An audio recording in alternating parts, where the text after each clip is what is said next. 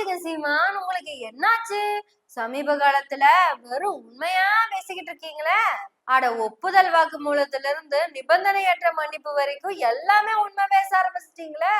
நான் செய்த தவறை ஒப்புக்கொள்கிறேன், நிபந்தனையற்ற மன்னிப்பு கேட்டுக்கிறேன். நான் மனது பூரா தப்பித்தேன். உங்களுடைய ஆரம்ப காலம் என்பது அடுக்கடுக்கான பொய்கள், அழகழகான பொய்கள், சிலது கவித்துவமான பொய்கள், சிலது நீராசமான பொய்கள். அதுவும் நீங்க இலங்கைக்குள்ள போறப்ப 2 பக்கத்துல இருந்தும் செல்லடித்து கொண்டிருந்தார்கள்.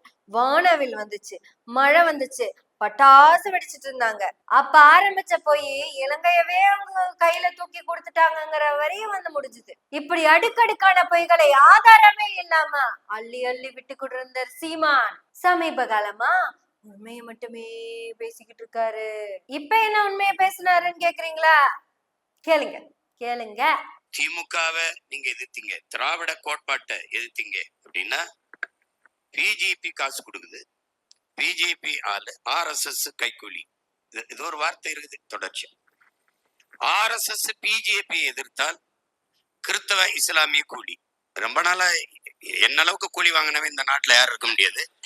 என்ன அளவுக்கு கைக்கூலி வாங்கினவன் யாரும் இந்த உலகத்திலேயே இருக்க முடியாது. பச்சை குழந்தைங்க, பொய் சொல்லாதுங்க, உண்மைய சொல்லுதுங்க. என்னாச்சு சீமான், உங்களுக்கு என்னதான் ஆச்சு? ஏன் இப்படி உண்மையா ஓப்பன்னு சொல்லிட்டு இருக்கிறீங்க? பாவ மன்னிப்பு கேட்கிற கூட்டத்துல இருந்து இப்ப பாதிரியார் கூட்டம் வரைக்கும் சீமான் உண்மையை மட்டுமே பேசிக் கொண்டிருக்கிறார். உன்னளவுக்கு கைக்கூலி வாங்கியவன் யாருமே இல்லை அப்படின்னு நீங்க ஒத்துக்கிட்டதுக்கு ரொம்ப நன்றி. இவனை திட்டினா அவன் கைக்கூலின்னு சொல்றாங்க, இவனை திட்டினா அவன் கைக்கூலின்னு சொல்றாங்க அப்படின்னு சொல்றல்ல, நீ கைக்கூலி வாங்காமலா இருந்திருக்க? உண்மையை சொல்லுங்க சீமான், உங்ககிட்ட தொழில்னு ஒண்ணு இல்ல, நீங்க ஒரு பரம்பரை பிச்சைக்காரன் அப்படிங்கறது நாங்க சொல்லல, நீங்களே சொன்னதுதான். அப்புறம் பொண்டாட்டியோட சொத்து 75 ஏக்கர் இன்னும் உங்களுக்கு கை மாறல.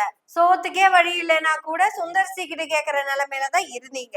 இதுக்கிடையில நீங்களே உங்க வாயாலதான் சொன்னீங்க மோடிக்கு சீமான பிடிக்கும், சீமானுக்கு எக்கனாமிக்கலி பேக்கப் கொடுக்கலான்னு சொன்னதா சொன்னீங்க. அதுக்கப்புறம் அந்த வார்த்தையை நீங்க சொன்னதுக்கு அப்புறம் உங்களோட வளர்ச்சியை பாருங்க, அதாவது பர்சனல் வளர்ச்சியை பாருங்க.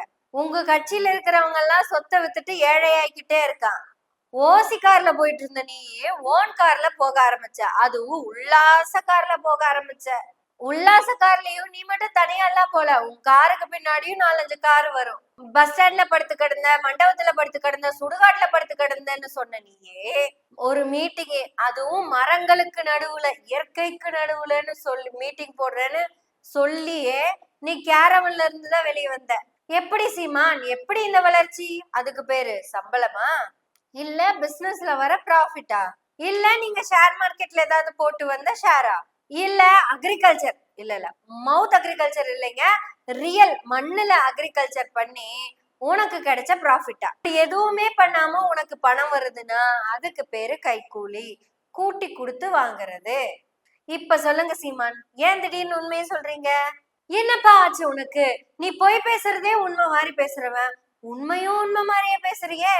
ஆனா எனக்கு இந்த தற்கொலை ஆமைக்க கிட்ட புரியாத ஒரு புதிரா இருக்கிறது என்ன தெரியுமா?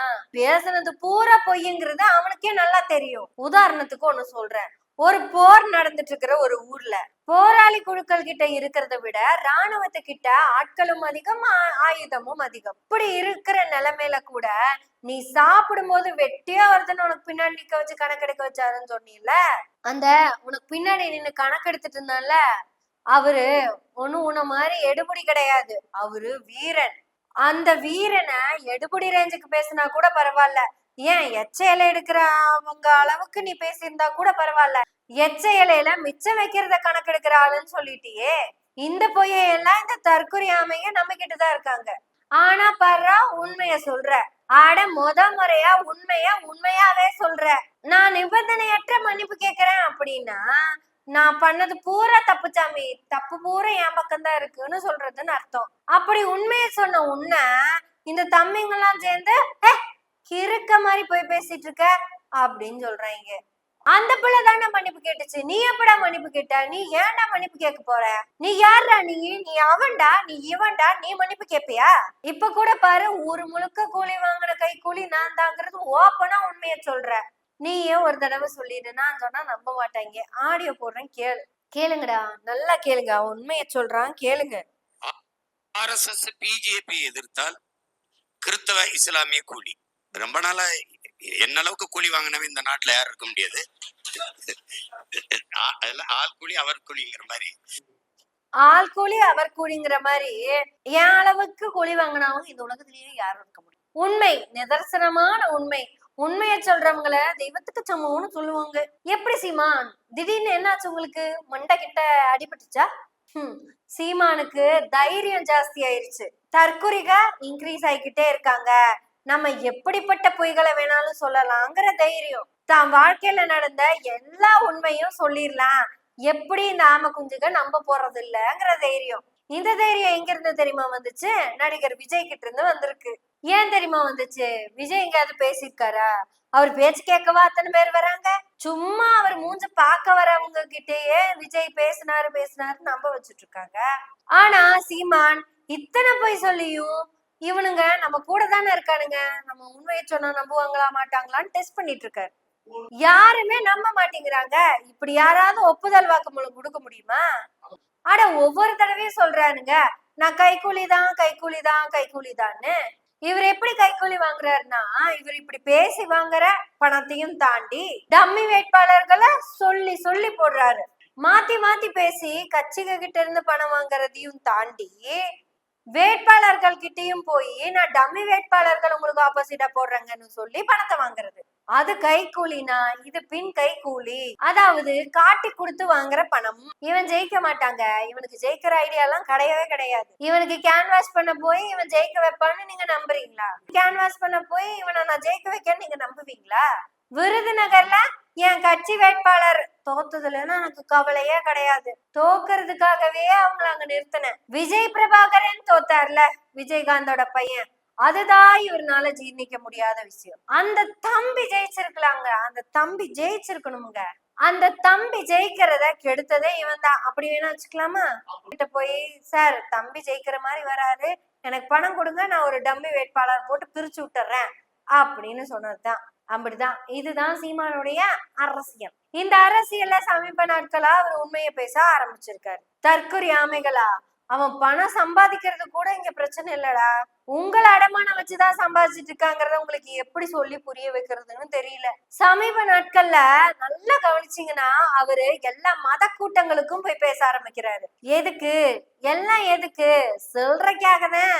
கிறிஸ்துவ மத கூட்டத்துல போய் நின்னு பேசுவாரு, நீங்க எல்லாம் மதம் மாறினது தவறு இல்லைன்னு. இதுவே இந்து மத கூட்டத்துக்கு போய் நின்னு மதம் மாறினவங்க எல்லாம் தாய் மதமான இந்து மதத்துக்கு வாங்கன்னு கூப்பிடுவாரு. எப்படி திரும்புறதுன்னு கேட்டா, நீ இப்போ மரச்சக்க எண்ணெய்க்கு வந்திருக்கல அந்த மாதிரி திரும்பி வாங்குறாரு. அவ்வளவுதாங்க. இங்கேயும் கூலி, இங்கேயும் கூலி, இங்கேயும் கை நீட்டி கூலி, இங்கேயும் கை நீட்டி கூலி. இப்படி கை நீட்டி கூலின்னு சொல்றதுக்கு சங்கடப்பட்டுதான் கைக்கூலின்னு ஷார்ட்டா சொல்றோம். அதத்தான் சீமான் உண்மையா சொல்லி இருக்கிறாரு. என்ன அளவுக்கு கைக்கூலி வாங்கியவர்கள் யாரும் இல்லை, எவரும் இல்லை. ஆள் கூலி அவர் கூலி. ஃபைனல் பஞ்சா அவரே சொல்லுவாரு. நான் ஏன் இதெல்லாம் சொல்லிட்டு. ஆனா அதுக்கு முன்னாடி புன்னகை சேனலை சப்ஸ்கிரைப் பண்ணணும். அதை நான் தான் சொல்லணும். சோ நம்ம புன்னகை சேனலை சப்ஸ்கிரைப் பண்ணி பெல் பட்டனை அழுத்தி ஆதரவுகளை கொடுத்துக்கிட்டே இருங்க. இந்த அப்ரூவரோட ஓப்பன் டாக்கையும் புன்னகையோட கேட்டுவாங்க. ரொம்ப நாளா என்ன அளவுக்கு கூலி வாங்கினவன் இந்த நாட்டுல யாரும் இருக்க முடியாது. ஃபைனல் பஞ்ச் ஒன்னு இருக்கு, அத சொல்லிடுறேன், கேட்டுருங்க. இந்த செந்தமிழன் சீமான் கிட்ட போய் பணம் தரோம் செபாஸ்டியன் சைமனை திட்டுங்கன்னு சொல்லி பாருங்க, கூச்சமே இல்லாம பணத்தை வாங்கி திட்டுவான். அதுக்கு பேருதான் ரொம்ப நாளா என்ன அளவுக்கு கூலி வாங்கினவன் இந்த நாட்டுல யாரும் இருக்க முடியாது. அவ்வளவுதான். நன்றி, வணக்கம்.